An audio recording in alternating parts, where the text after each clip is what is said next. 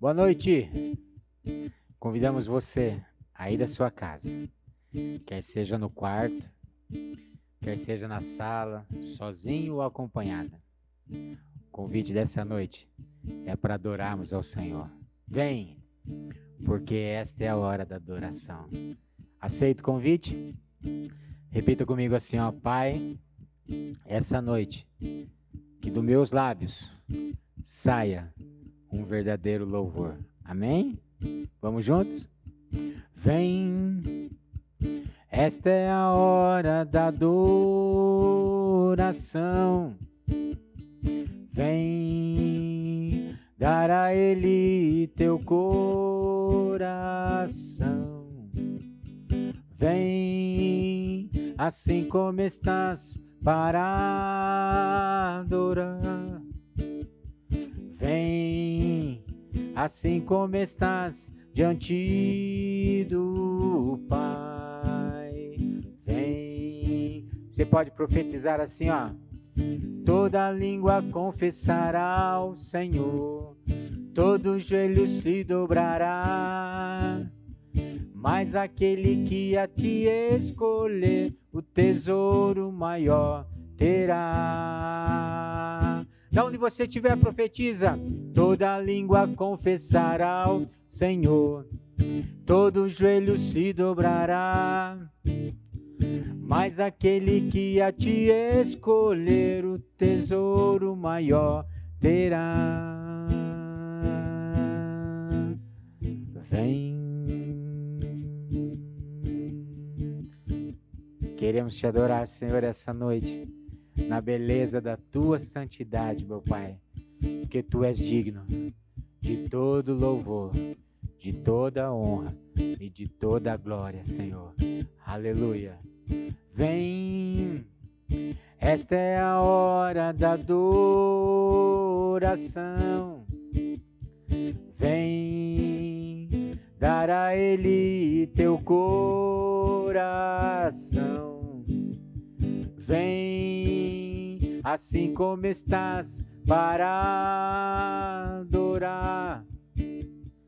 Vem, assim como estás, diante do Pai. Vem. Declare: toda língua confessará ao Senhor, todo joelho se dobrará, mas aquele que a ti escolher, tesouro maior terá. Estenda suas mãos para tua casa e diga: toda língua confessará ao Senhor, todo joelho se dobrará, mas aquele que a ti escolher, o tesouro maior terá. Vem. Posso te dar uma oportunidade agora? Feche teus olhos e ore por aqueles da tua casa. Ore, ore, ore, ore. Ore pelo cônjuge, filhos, pais, tios, irmãos, avós. Comece a orar agora. Coloque o nome deles diante do Senhor. Peça que nesse momento tão difícil de pandemia, o Senhor possa estar guardando todos os teus queridos, querido. Cite o nome de cada um agora. Aonde você estiver aí, comece a orar por eles. Apresenta a tua casa. E se você precisa de uma transformação, a Bíblia diz que Deus mudou a história de Jó quando ele orava pelos outros seus amigos. Que o Senhor possa estar mudando a tua história agora enquanto você estiver orando pelos teus. Cite o nome de cada um e vá orando. Oh, Senhor. Isso, não pare. Oh, Senhor.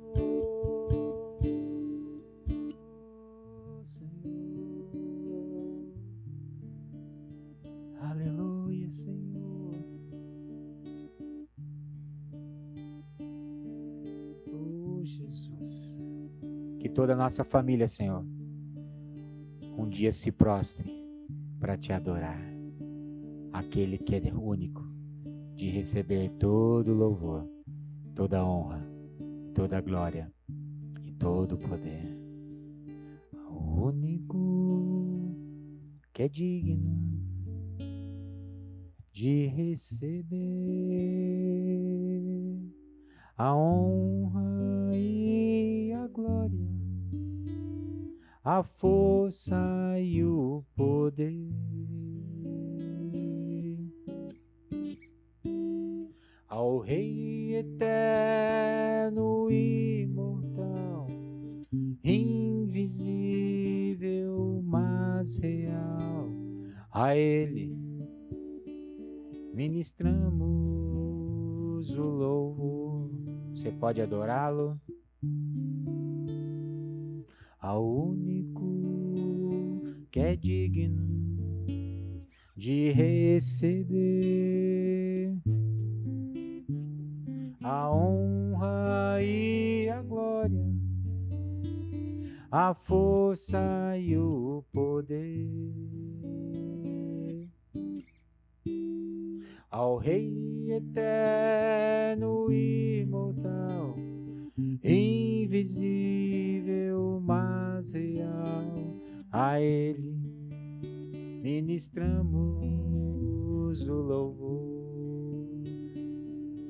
Levante suas mãos e diga assim, ó: coroamos a Ti, ó Rei Jesus. Coroamos a Ti, ó Rei Jesus. Adoramos, adoramos o Teu nome, nos rendemos aos Teus pés, consagramos todo nosso ser a Ti. Feche teus olhos, levanta as tuas mãos aí na tua casa e diga assim, ó: coroamos a Ti, ó Rei Jesus. Coroamos a Ti, ó Rei Jesus. Adoramos o Teu nome, nos rendemos aos Teus pés, Senhor. Consagramos todo o nosso ser a Ti. Consagramos todo o nosso ser a Ti.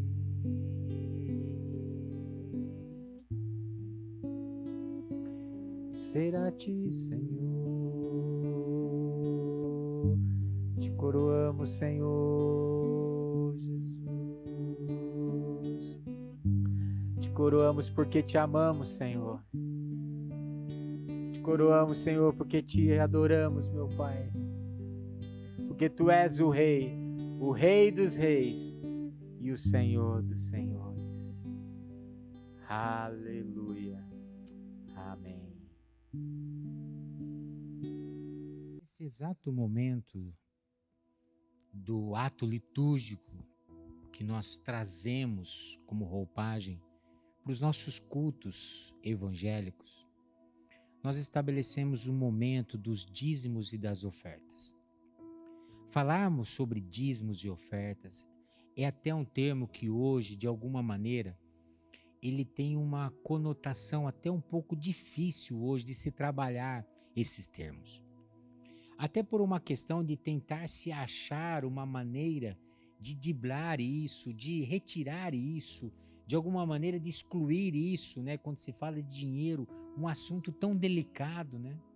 E aí entra a lei, entra a graça, isso é desde os princípios, mas hoje eu quero dizer que o princípio de dar, de ofertar na casa do Senhor, é uma questão simplesmente de uma aliança. Hoje em dia, a questão de aliança, ela está tão depreciada, desvalorizada. Hoje as pessoas nem falam mais em aliança de casamento, é meio que ajuntar os panos, né? a juntar os trapos, né, e morar junto. Qualquer coisa já separa, ou mesmo que venham a casar religiosamente no civil, a questão do primeiro, do segundo, já vai para o terceiro, já vai para o quarto casamento. Então, de alguma maneira, nós estamos vivendo dias onde o conceito de aliança trazido pelas Escrituras, ele foi perdendo a sua força. Quando nós falamos de que você traga, e a proposta era essa, quando surgiu os dízimos veio para que houvesse sustento do sacerdote, aquela figura que iria sustentar a vida da pessoa espiritualmente, velar por ela, alimentá-la espiritualmente, cobri-la espiritualmente. Por isso que nasceu o dízimo. E a oferta vem na construção do templo. Então, por isso que eu falo que dízimos e ofertas, nós estamos falando do quê? De um ato de aliança. Você tem uma aliança com a sua igreja, quer seja evangélica, católica. Então, separe uma parte das suas rendas e deposite sobre elas, porque é ela que alimenta você espiritualmente. É naquele lugar que você vai para receber de Deus, para ter comunhão com o sacro, para receber uma oração, uma palavra de Deus.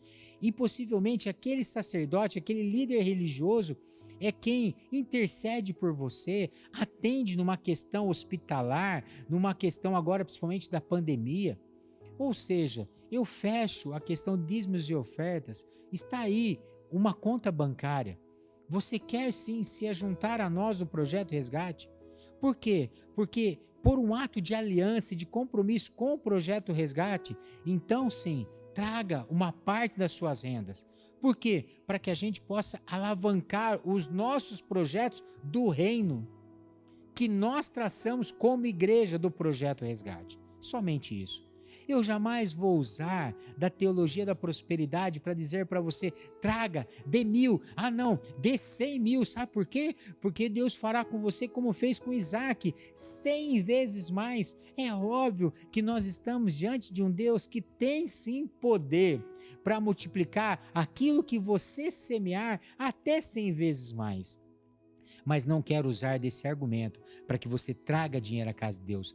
Oferte, dizime por uma questão de aliança, porque você fala assim, não, eu tenho alguém que cuida de mim, que vela por mim, que todas as reuniões está lá, uma equipe de louvor, pastores, um templo, um lugar, água, luz, cadeira, som, aluguel, um lugar preparado para abençoar a mim e a minha família, e a esse lugar eu devo aliança, compromisso, manter, cuidar. Faça isso, inclusive agora na pandemia. Não é porque você vai ficar em casa que você não vai frequentar que, seria tão bom se na pandemia não tivéssemos os custos, seria tão bom se pudéssemos parar de pagar água, luz, aluguel, se eu, pastor, pudesse parar de comer juntamente com a minha família, se os pastores pudessem durante a pandemia cessar a fome, mas não é assim. Então, assuma um compromisso, você tem compromisso com a sua igreja local, seja fiel a ela, e aí sim Deus vai te honrar. Mas eu quero orar por você que tem feito isso. Pai, eu quero orar por todos aqueles que têm sido fiéis, em aliança, têm sustentado a obra. Quer seja, qual é o nome dado? Dízimo, 1%, 2%, 3%, 4%, 5%, 10%? Ou como estabeleceu no Novo Testamento, davam conforme as necessidades e conforme podiam? Mas que acima de tudo, Senhor, cada um que me assiste aqui, que tem contribuído, que tem mantido a obra, que tem sustentado a vida dos sacerdotes, as estruturas do templo, possam ser abençoados por Ti, meu Pai. E todo o dinheiro que vier à igreja, haja uma equipe sábia, responsável, com temor no coração de Deus, para administrar da melhor maneira possível. Faz assim, meu Pai, em nome de Jesus. Amém. Amém e amém. E agora, queridos, eu quero compartilhar uma palavra que Deus colocou no meu coração, que eu acho que tem tudo a ver com esses dias difíceis que estamos vivendo.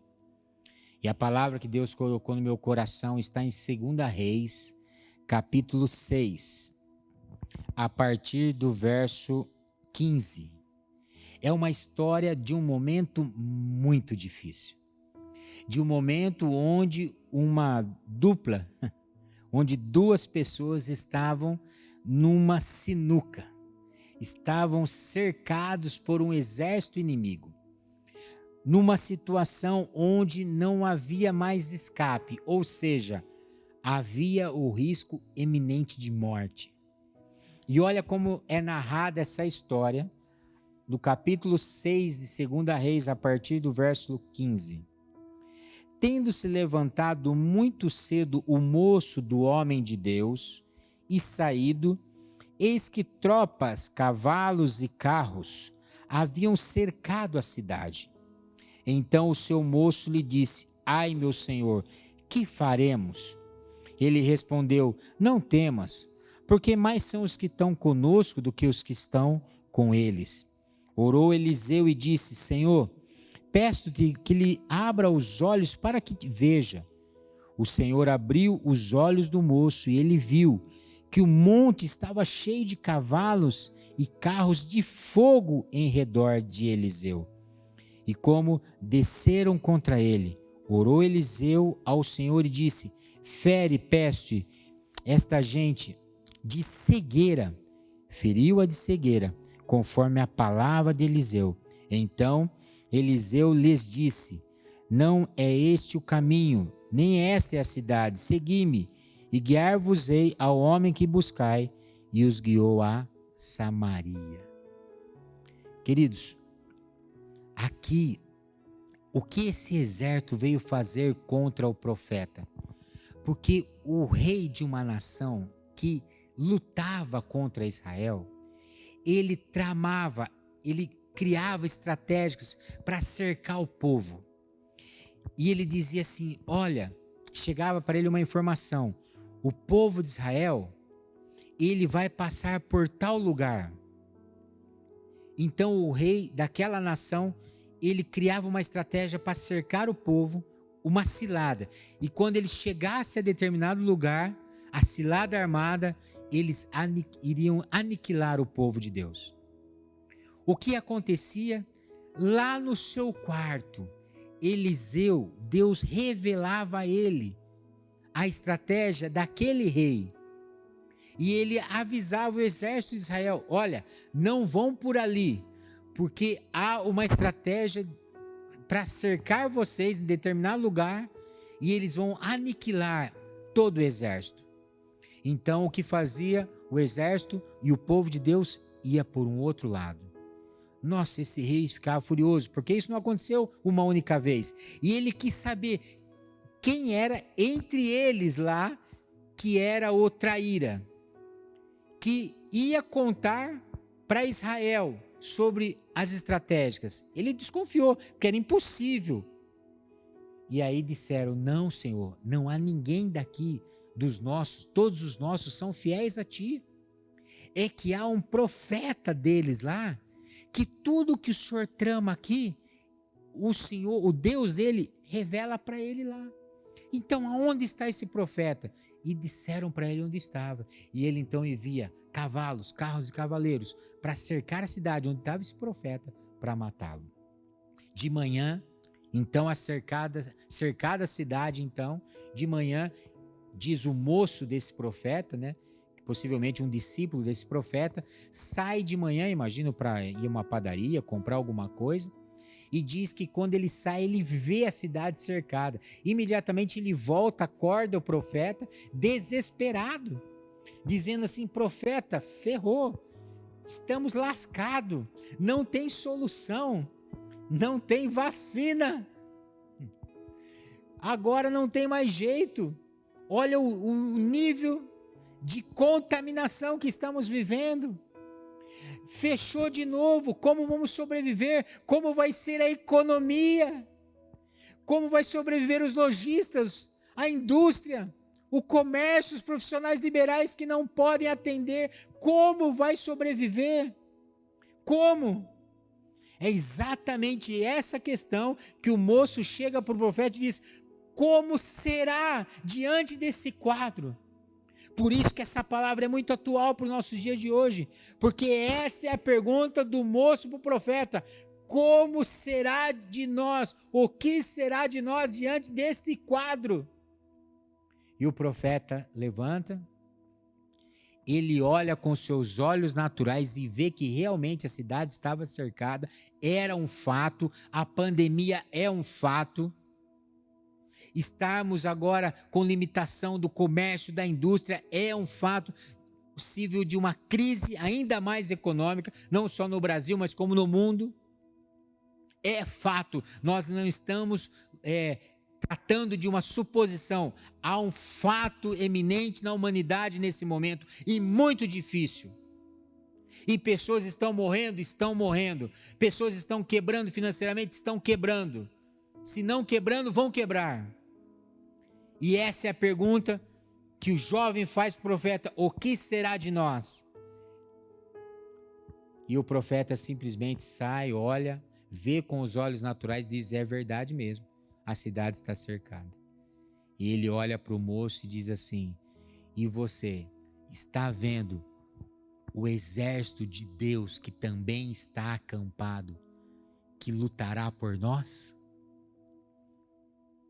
E ele não ora pelo jovem, pedindo ao jovem proteção, força para passar por esse momento, que o jovem agora resista à guerra que eles irão travar. Não.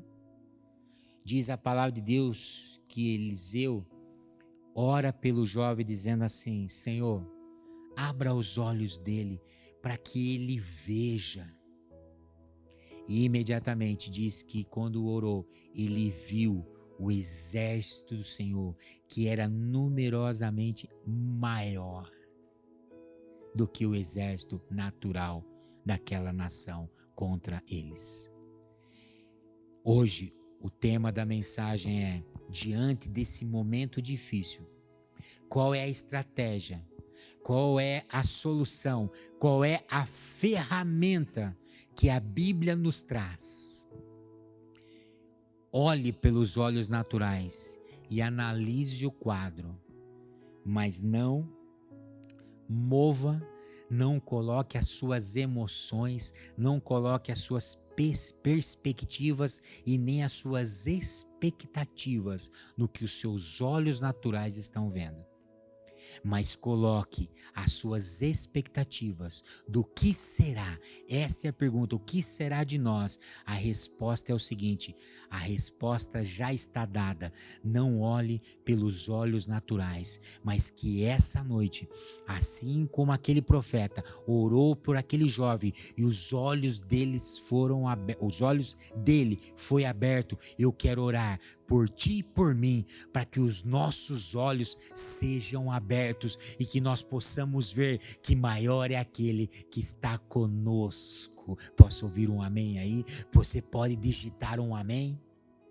Sabe por quê, queridos? Realmente é um fato que nós estamos vivendo. Mas se você puder olhar pelos olhos da fé, queridos, há um exército guardando a tua casa, há um exército protegendo a tua vida. Isso é promessa de Deus. 1000 cairão ao seu lado, 10.000 eu não sei de onde, mas você não será atingido, diz o Senhor dos Exércitos. Amém? Há uma promessa. Mas se você decidir nesse momento ser guiado pelos seus olhos naturais, você vai ficar exatamente igual aquele moço. Alguns dizem que chamava-se Geazi. Você vai ficar como Geazi. Vamos dizer que assim era o nome daquele moço. Você vai ficar desanimado, desesperado. E não é isso que a palavra de Deus quer que você viva e esteja. Porque ela está dizendo que há uma outra realidade para você que serve ao Senhor, que crê no Senhor, que tem a porção do Espírito Santo, que tem o Espírito Santo que habite em você, que tem o selo da promessa. Há uma nova realidade, há uma realidade diferente, há uma realidade natural, mas há uma realidade espiritual, sobre qual você vai se mover, sobre qual você vai depositar as suas emoções e expectativas. sobre qual essa noite você vai deitar a sua cabeça e repousar. Essa decisão é sua.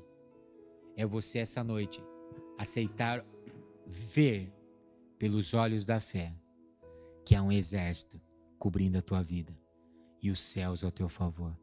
Queridos, lá nos primórdios diz que quem despencou dos céus foi 1/3 dos anjos.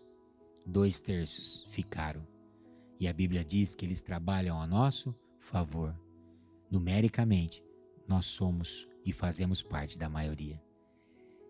E o chefe do exército dos céus se chama o Deus Todo-Poderoso. E juntamente com ele tem aquele que ressuscitou dentre os mortos. E diz que não há nenhum nome mais grande, mais poderoso sobre os céus e sobre a terra. E é ele que tem uma aliança contigo. É ele que tem um compromisso de fidelidade contigo. E ele é fiel. E ele é justo. E ele há de manter a palavra dele e cuidar de você. E que essa noite os seus olhos sejam abertos para ver, sim, há um fato natural desses olhos, mas há um fato espiritual, há uma realidade espiritual. E você pode até dizer: já estou contaminado. Qual vai ser? O que será de mim? Eu quero dizer para você que tem sofrido com a enfermidade, não só dessa, como eu sei muitos, como meu cunhado Vânia tem sofrido. Nós temos orado, mas uma coisa eu sei, queridos, não há como nós negarmos que o Senhor é conosco. Guarde isso no teu coração e que você receba esta palavra de fé sobre sua vida. Pare de andar por vista. Você vai se frustrar. Você vai desanimar. Você vai se desesperar, como aquele moço voltou para casa, baseado no que ele viu pelos olhos naturais, e ficou desesperado. E o profeta não orou para ele se acalmar. Não vou orar para você se acalmar. Eu vou orar para que os teus olhos espirituais vejam que maior é aquele que está contigo. Feche os seus olhos aonde você estiver, porque chegou a hora de você parar de abrir seus olhos carnais, naturais. Chegou a hora de você parar de abri-los, de ficar assistindo televisão, abrindo para ver internet, só desgraça. Chegou a hora de você abrir a Bíblia e crer nas Escrituras. E essa noite nós estamos com a Bíblia aberta, estamos profetizando e proferindo o que está escrito nela. E ela diz assim, há um exército com carruagens de fogo ao seu redor. De olhos fechados, agora eu te peço, pegue uma das tuas mãos e leve aos teus olhos e vamos orar. Pai, em nome de Jesus, eu te peço agora que os olhos espirituais sejam abertos de todos aqueles que me assistem ou irão me assistir. Senhor, não nos deixe andar por vista. Não nos deixe, Senhor, andar por aquilo que vemos. Iremos desanimar, iremos nos entristecer, iremos parar. Quantos, Senhor, com o selo da promessa, com a marca da promessa, com a maioria do lado deles, pararam, desanimaram, desistiram, jogaram a toalha. Jogando no time dos vencedores, pararam. Senhor, que esta noite os nossos olhos sejam abertos para olharmos para as Escrituras e ver que há sim um exército inimigo contra nós, mas há um exército poderosíssimo com carruagem de fogo nos cercando, nos guardando, protegendo nossos filhos, nossos cônjuges, protegendo nossa casa, nosso trabalho, nossa saúde, nossas finanças. E essa noite, Senhor, eu libero, Senhor, que os olhos, que a mesma unção eu te peço, Senhor, e como profeta eu estendo as minhas mãos para estas câmeras, e que estas mãos profeticamente toquem nos olhos de cada um que está me assistindo, e que sejam abertos os olhos espirituais para verem o cuidado e a proteção do Senhor. Em nome de Jesus. Amém, amém e amém. Que Deus assim te abençoe e que você possa amanhã, segunda-feira, ou não sei que dia você está me assistindo, de manhã, à tarde ou à noite, mas que ao desligar do nosso canal, você receba pela fé esta unção. Olhe sim, analise pelos olhos naturais, mas se posicione pelo olhar espiritual, porque maior é aquele que está com você. Fique com Deus, um forte abraço e que Deus te abençoe em nome de Jesus.